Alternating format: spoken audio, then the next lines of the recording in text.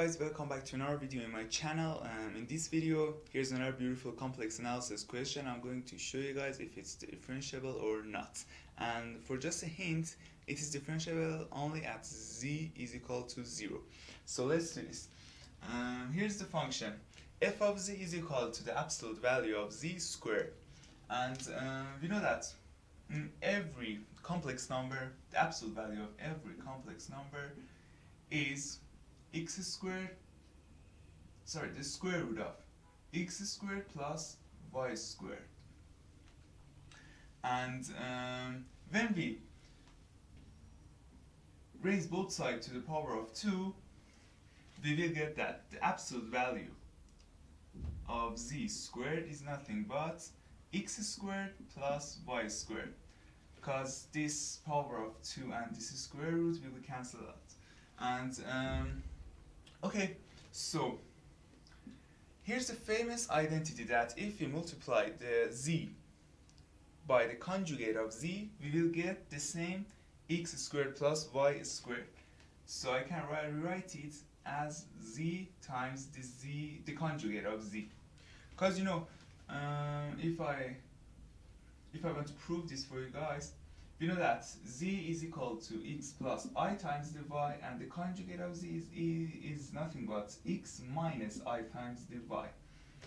So if I multiply them, I will get x squared minus I times the x times y plus I times the y times the x plus y squared, and these two will cancel out, and what remains is x squared plus y squared. So here's the proof of this identity that I'm going to use it. So now I can simplify my function and write it as f of z is nothing but the multiplication of z by the conjugate of z. So now in my last video I proved that the conjugate of z is nowhere differentiable.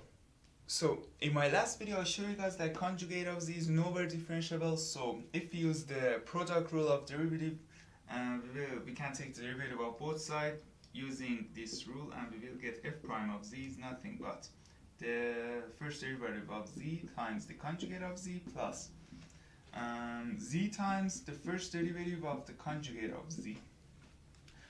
The first term,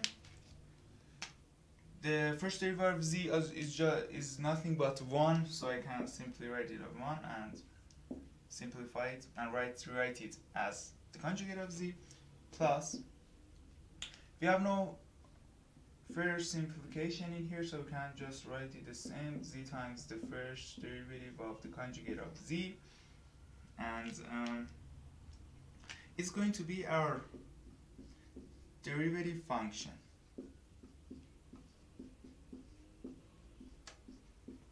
So now I'm looking for a number which eliminates this conjugate of z, and I can use its coefficient, which is z, and if I put 0 instead of z in this function, I will get f prime of 0, and you know that if z would be 0, then its conjugate will be 0. So we will get 0 plus 0 times the conjugate of z, which is 0, and 0 plus 0 is nothing but 0. So we can conclude that this derivative function is defined only at points z equal to 0, and if we choose any number except 0 for the z in here, we will get a function which is not defined, and we can conclude that this function is only differentiable at the point 0 equal to 0.